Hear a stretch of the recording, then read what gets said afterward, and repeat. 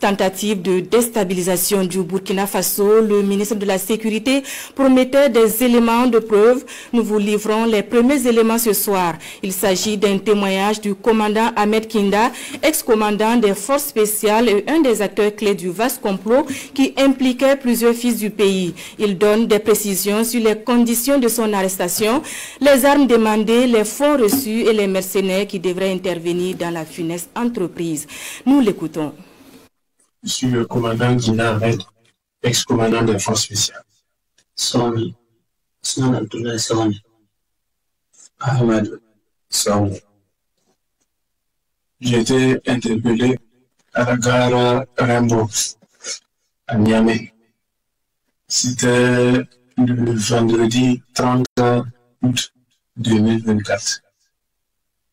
Ce qui était prévu, c'est que Ousmane m'accompagne pour nous montrer où se trouvent les hommes et le matériel.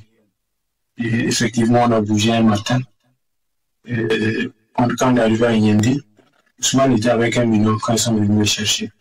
Arrivé à Yendi, le binôme dit que son chemin s'arrête là, que c'est ce petit-là qui va nous accompagner et qui connaît où se trouve tout le nécessaire.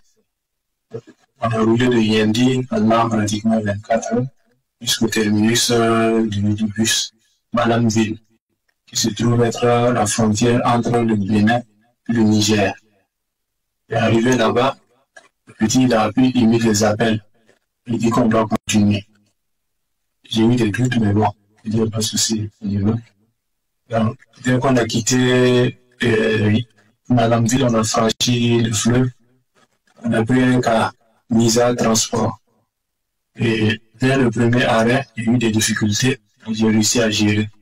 Et c'est ainsi que les choses se sont déroulées jusqu'on arrive à l'entrée de Niamey, où les deux ont été interpellés par la police pour des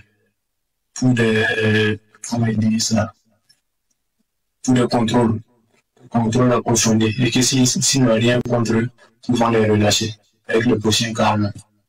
Donc, quand je suis arrivé à la gare de mise en transport, j'ai fait le compte rendu au maire d'Amiba, le compte rendu au courrier Oba, le compte rendu au civil, Barry Abdoulaye. Donc, quand j'ai fait le compte rendu, ils ont dit, OK, il faut attendre un peu, avec le dernier cas, ils vont les relâcher, ils vont venir. J'ai attendu jusqu'au dernier cas, c'était RAS. Donc, j'ai fait le compte rendu à Barry Abdoulaye. Le dernier cas arrivé, c'est RAS. Et il me demande, mais comme ça, là, que je fais pour moi. Il y a c'est une ville que je vois pour la première fois. Donc, je ne sais pas comment je dirais. Il dit, OK, il y a un de ses amis qui va m'appeler. Effectivement, il y a un de ses amis qui m'a appelé, un certain Serge Mathurin, qui est venu me chercher à la gare et qui m'a amené dans une auberge. Barry Abdoulaye, c'est un journaliste. Normalement, les hommes, c'est initialement lui, Ousmane, qui devait me montrer où se trouve l'armement et les hommes et tout le nécessaire. Mais arrivé à Yendi, son binôme m'a fait comprendre que c'est lui qui sait où se trouve l'armement, les hommes et tout le nécessaire. Pour ce projet, nous avons fait appel à des mercenaires à travers Barry Abdoulaye. Ce sont des Centrafricains. Et moi, j'ai demandé le volume d'une compagnie, notamment 150 personnes, toutes dotées de AK-47. Un armement collectif, j'ai demandé 10 PKMS, 10 RPG-7, 4 mortiers.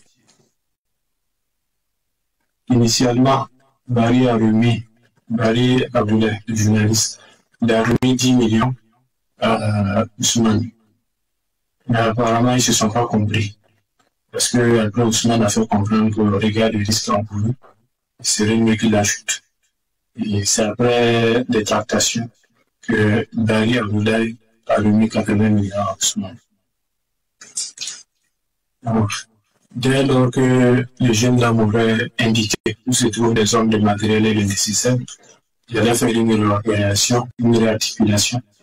Et le parti, j'avais 4 tourailleurs par devant moi. Le parti des tourailleurs à chaque élément.